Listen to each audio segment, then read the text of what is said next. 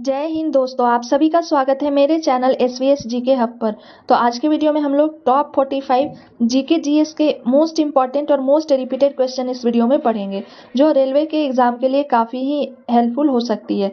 इस वीडियो में आपके 45 टोटल क्वेश्चन है। अगर 45 में से 40 आपका आंसर करेक्ट हो रहा है, यानी आपकी तैयारी काफ़ी अच्छी है, तो आपके कितने प्रश्न सही हो रहे हैं कमेंट बॉक्स में हमें ज़रूर बताइएगा। तो चलिए शुरू करते हैं। पहला प्रश्न पहला है, प्रोटीन के निर्माण का आधारभूत इकाई क्या है? ग्लूकोज, अमीनो अम्ल, वसा या विटामिन? तो इसका राइट आंसर ऑप्शन बी हो जाएगा, अमीनो अम्ल। और अमीनो एसिड की संख्या हमारे शरीर में कितनी होती है? 20 होती है। अगला प्रश्न है, भारतीय संविधान के किस अनुच्छेद में राष्ट्रपति पर महाभियोग लगाने का प्रावधान है? यानी कि महाभियोग लगाकर उन्हें हटाया जा सकता है उनके पद से। ऑप्शन में है अनुच्छेद 52, अनुच्छेद 54, अनुच्छेद 61 या अनुच्छेद 72। तो इसका राइट आंसर ऑप्शन सी हो जाएगा, अनुच्छेद 61। अगला प्रश्न है, फतेहपुर सीकरी का निर्माण किसने करवाया था? औरंगजेब, शाहजहां, अकबर या जहांगीर? राइट आंसर इसका ऑप्शन सी हो जाएगा, अकबर। अगला प्रश्न है, लाल बहादुर शास्त्री की समाधि को किस नाम से जाना जाता है? विजय घाट, समता स्थल, शक्ति घाट या शांति स्थल? तो इसका राइट आंसर ऑप्शन ए हो जाएगा, विजय घाट के नाम से जाना जाता है। अगला प्रश्न है, चाय की खेती के लिए उपयुक्त मिट्टी कौन है? काली मिट्टी, लाल मिट्टी, लेटेराइट मिट्टी या पीली मिट्टी? इसका करेक्ट आंसर हो जाएगा ऑप्शन सी, लेटेराइट मिट्टी।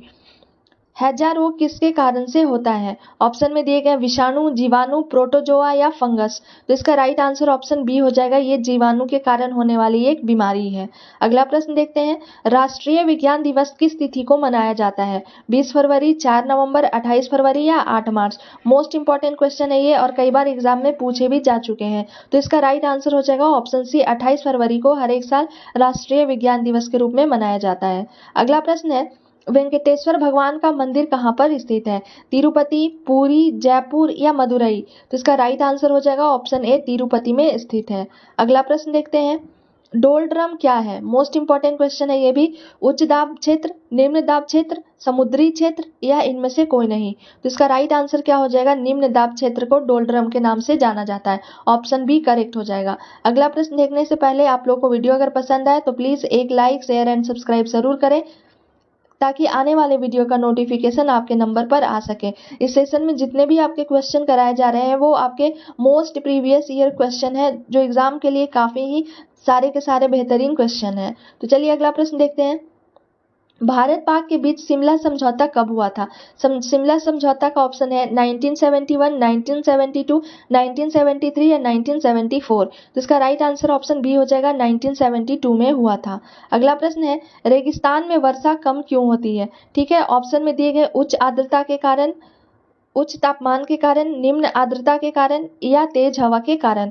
तो इसका राइट आंसर हो जाएगा ऑप्शन सी, निम्न आर्द्रता के कारण। अगला प्रश्न है, 2.5 दिन का झोपड़ा कहाँ स्थित है? जयपुर, अजमेर, उदयपुर या जोधपुर? तो इसका राइट आंसर हो जाएगा ऑप्शन बी, अजमेर में स्थित है। अगला प्रश्न देखते हैं, मीनाक्षी मंदिर कहाँ पर स्थित है? ये भारत का सब काफी महत्वपूर्ण और बड़ी मंदिर है।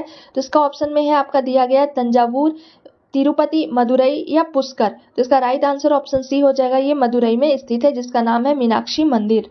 अगला प्रश्न है, योग दर्शन के प्रतिपादक कौन थे? ऑप्शन में दिए गए हैं आपके कपिल मुनि, पतंजलि, भद्रबाहु या शंकराचार्य? तो योग दर्शन के प्रतिपादक का नाम था पतंजलि। ऑप्शन बी करेक्ट हो जाएगा। अगला प्रश्न है, हुमायूं का मकबरा कहाँ है? ऑप्शन में दिए गए दिल्ली, दौलताबाद, सासाराम या आगरा? तो इसका राइट आंसर हो जाएगा दिल्ली, ऑप्शन ए। अगला है, एलपीजी के गंध को पहचानने के लिए उसमें क्या मिलाया जाता है? ऑप्शन में है ब्यूटेन, प्रोपेन, मिथाइल मरकप्टेन या इनमें से कोई नहीं? तो इसका राइट आंसर ऑप्शन सी हो जाएगा, मिथाइल मरकप्टेन का यूज किया जाता है। एलपीजी, जिसको हम लोग अपने घर में खाना बनाने में गैस का यूज करते हैं, उसे एलपीजी बोला जाता है। और इसका पूरा नाम क्या हो जाता है, कभी कभी एग्जाम में आपसे पूरा नाम भी पूछा जाता है, तो उसका पूरा नाम होता है L4 लिक्विफाइड हो जाता है, P4 क्या हो जाता है, पेट्रोलियम, लिक्विफाइड पेट्रोलियम, और G4 हो जाता है गैस। उसी प्रकार से एक सीएनजी का भी कई बार एग्जाम में पूछा गया कि पूरा नाम क्या होता है, तो C4 क्या हो जाता है, कंप्रेस्ड।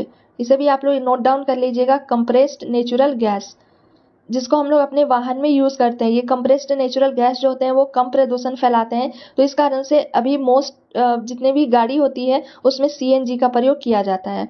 अगला प्रश्न है, बेवकूफों का सोना किसे कहा जाता है? ब्राउन्ज को, पायराइट्स को, सिटी गोल्ड को या इन सभी को? तो इसका राइट आंसर हो जाएगा ऑप्शन बी, पायराइट्स को बेवकूफों का सोना बोला जाता है। अगला प्रश्न है, लोहे का सबसे शुद्धतम रूप कौन सा है? ऑप्शन में दिए गए पिटवा लोहा, ढलवा लोहा, साधारण लोहा या इनमें से कोई नहीं। तो इसका राइट आंसर ऑप्शन ए हो जाएगा, पिटवा लोहा को सबसे शुद्ध रूप माना गया है। अगला प्रश्न है, मनुष्य कौन तरंगे नहीं सुन सकता है? श्रव्य तरंगे, पराश्रव्य तरंगे, ध्वनि तरंगे या प्रतिध्वनि तरंगे? तो इसका राइट आंसर ऑप्शन बी हो जाएगा, पराश्रव्य तरंग को नहीं सुन सकता है। जो ह्यूमन का कान होता है, इसे याद रखिएगा, 20,000 हर्ट्ज से लेके 20,000 हर्ट्ज तक के ध्वनि को ही वो सुन सकता है। इससे ज्यादा की अगर ध्वनि रहती है तो वो मानव के जो कान है वो क्या नहीं सुन सकते हैं, इससे ज्यादा रहेगा तो वो नहीं सुन सकते हैं। ठीक है, लेकिन परासर्व वही तरंगे की बात कर रहा है, तो ये 20,000 हर्ट्ज से क्या होते हैं, अधिक होते हैं, और अधिक होने के कारण मनुष्य का जो कान है इसे नहीं सुन पाता है। जैसे कुछ जानवर होते हैं, आपके कुत्ते हो गए, ठीक है, डॉग हो गया, चमगादड़, बैट हो गया, ये सब जो है वो परासर्व तरंगे को सुन सकते हैं, लेकिन मनुष्य जो है इस तरंग को नहीं सुन सकता है। अगला प्रश्न है, पारा का मुख्य अयस्क क्या है? ऑप्शन में है डोलोमाइट, नाइटर, ग्रीनोकाइट या सीनेबार। तो इसका राइट आंसर हो जाएगा ऑप्शन डी, सीनेबार। कच्चे फलों को पकाने के लिए किसका प्रयोग किया जाता है? एसिटिलीन का, मिथाइल अल्कोहल, मिथाइल साइनाइड या सिल्वर ब्रोमाइड? तो इसका राइट आंसर हो जाएगा एसिटिलीन का प्रयोग किया जाता है, ऑप्शन ए करेक्ट होगा। अगला प्रश्न है, 18 कैरेट सोने में शुद्ध सोने की प्रतिशत मात्रा कितनी होती है? 50, 60, 75 या 80? तो इसका राइट आंसर हो जाएगा ऑप्शन सी, 75% जो होते हैं वो सोना होते हैं, बाकी के 25% इसमें और कोई एलिमेंट को, कोई धातु को मिलाया जाता है। और शुद्ध सोना जो होता है वो कितना कैरेट का होता है? शुद्ध सोना 24 कैरेट का होता है। अगला प्रश्न है, भारी जल का रासायनिक नाम क्या है? ऑप्शन में दिए गए tritium oxide, methyl isocyanide, silver iodide या ड्यूटेरियम ऑक्साइड? तो इसका राइट आंसर ऑप्शन डी हो जाएगा, ड्यूटेरियम ऑक्साइड को भारी जल के नाम से भी जाना जाता है, जिसका फॉर्मूला होता है D2O। अगला प्रश्न देखते हैं, हंसाने वाली गैस कौन है? हंसाने वाली गैस का नाम होता है, ऑप्शन सी करेक्ट हो जाएगा, नाइट्रस ऑक्साइड। इसे लाफिंग गैस या हंसाने वाली गैस के नाम से भी जाना जाता है। अगला प्रश्न है, नोबल गैस कहलाता है, ऑप्शन में लिथियम, बेरिलियम, हीलियम या हाइड्रोजन? तो इसका राइट आंसर हो जाएगा ऑप्शन सी, हीलियम को नोबेल गैस कहा जाता है। अगला प्रश्न है, मार्स गैस किसे कहते हैं? मोस्ट इंपॉर्टेंट क्वेश्चन है ये भी। इथेन, मीथेन, प्रोपेन या ब्यूटेन? तो इसका राइट आंसर हो जाएगा ऑप्शन बी, मीथेन, जिसका फॉर्मूला क्या होता है? CH4। अगला प्रश्न है, इलेक्ट्रॉन की खोज किसने की थी? J Thomson, Rutherford, James Chadwick या गोल्डस्टीन? तो राइट आंसर इसका ऑप्शन ए हो जाएगा, जे थॉमसन के द्वारा किया गया था। अगला है, इनमें से कौन सदिश राशि नहीं है? सदिश राशि नहीं है वो पूछ रहा है। ऑप्शन में त्वरण, बल, विस्थापन या ऊर्जा? इसका राइट आंसर हो जाएगा ऑप्शन डी, ऊर्जा जो है वो सदिश राशि नहीं है। अगला है, द्रव अवस्था में पाए जाने वाला धातु कौन है? स्केडियम, वेनेडियम, मैग्नीशियम या पारा? तो हमसे पूछ रहा है धातु के बारे में, तो धातु कौन सा होता है? ऑप्शन डी करेक्ट हो जाएगा, पारा। अगला है प्रश्न, मरुस्थल पर उगने वाला पौधा क्या कहलाता है? मोस्ट इंपॉर्टेंट क्वेश्चन है। ऑप्शन में ब्रायोफाइट, लिथोफाइट्स, क्रीपोफिल या जीरोफाइट्स? तो मरुस्थल की बात कर रहा है, तो मरुस्थल में जो उगते हैं उन्हें बोला जाता है जीरोफाइट्स, ऑप्शन डी करेक्ट हो जाएगा। अगला प्रश्न है, चट्टानों पर, अभी हम लोग मरुस्थल पढ़े थे, अगला क्या है, चट्टान पर उगने वाले पौधे क्या कहलाते हैं? लिथोफाइट्स, ब्रायोफाइट्स, जीरोफाइट्स या क्रोपोफिट? तो इसका राइट आंसर ऑप्शन ए हो जाएगा, लिथोफाइट्स के नाम से जाना जाता है। अगला प्रश्न है, तारपीन का तेल कहाँ से प्राप्त होता है? चीड़ के पेड़ से, ओक के पेड़ से, सिंकोना के पेड़ से या थीन से? तो इसका राइट आंसर ऑप्शन ए हो जाएगा, चीड़ के पेड़ से इसे प्राप्त किया जाता है। अगला प्रश्न देखते हैं, सोने को किसमें घोला जा सकता है? यानी कि गोल्ड जो होता है जिसका सिंबल क्या हो जाता है? AU। ठीक है, याद रखिएगा, कभी कभी सिंबल भी एग्जाम में पूछते हैं, और इसका पूरा नाम क्या हो जाता है? ऑरम, इस कारण से इसका सिंबल AU होता है। तो उसको किसमें घोला जा सकता है? सल्फ्यूरिक एसिड के मिश्रण में, नाइट्रिक एसिड के मिश्रण में, सल्फ्यूरिक तथा नाइट्रिक एसिड के मिश्रण में, या इनमें से कोई नहीं? तो इसका राइट आंसर हो जाएगा ऑप्शन सी, सल्फ्यूरिक तथा नाइट्रिक एसिड के मिश्रण में इसे घोला जा सकता है। अगला प्रश्न है, दिया सलाई में किसका प्रयोग किया जाता है? भूरा फास्फोरस, काला फास्फोरस, लाल फास्फोरस या इनमें से कोई नहीं? तो इसका राइट आंसर ऑप्शन सी हो जाएगा, लाल फास्फोरस का प्रयोग किया जाता है। अगला है, प्रोटीन किसका बना होता है? एमाइड का, एमिनो अम्ल का, न्यूक्लिक अम्ल का या नाइट्राइड का? राइट आंसर इसका ऑप्शन बी हो जाएगा, अमीनो अम्ल का बना होता है। अगला प्रश्न है, मनुष्य के दांतों का सूत्र क्या होता है? यानी कि दंत सूत्र क्या होते हैं? 2123, 2102, 2203 या 2113?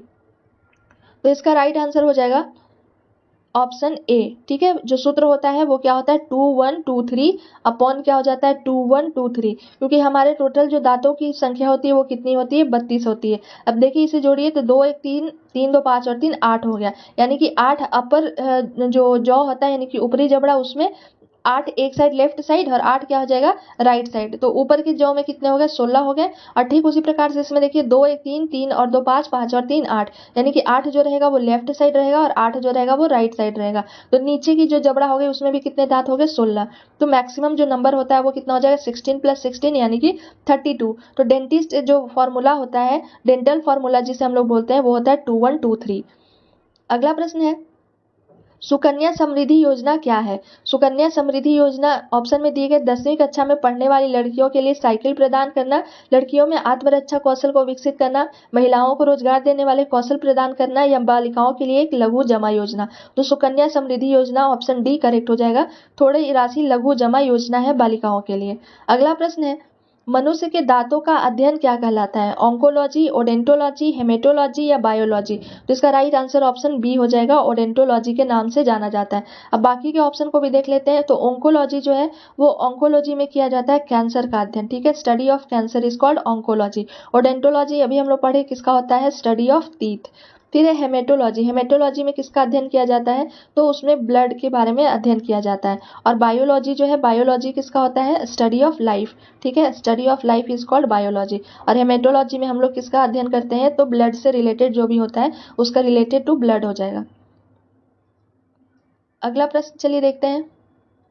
अगला क्वेश्चन है ऊष्मा का अच्छा चालक कौन है, किसके बारे में पूछ रहा है गुड कंडक्टर पूछ रहा है। गुड कंडक्टर कौन होता है जो अपने से होकर हीट को, ठीक है, हीट को क्या करे ट्रांसफर करे आसानी से, तो उसे क्या बोला जाता है गुड कंडक्टर बोला जाता है।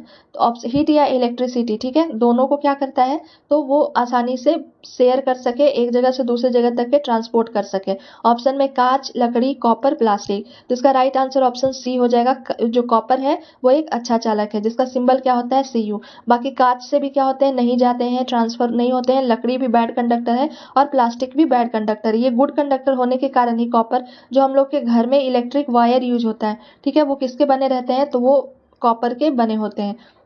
अगला प्रश्न है मनुष्य में 4 प्रकार के दांत कौन से हैं, इंसाइजर, कैनाइन, प्रीमोलर या मोलर या उपयुक्त सभी। जिसका राइट आंसर ऑप्शन ई हो जाएगा। ये सारे के सारे दांत के ही प्रकार हैं जिसे शॉर्ट में किस नाम से जाना जाता है ICPM।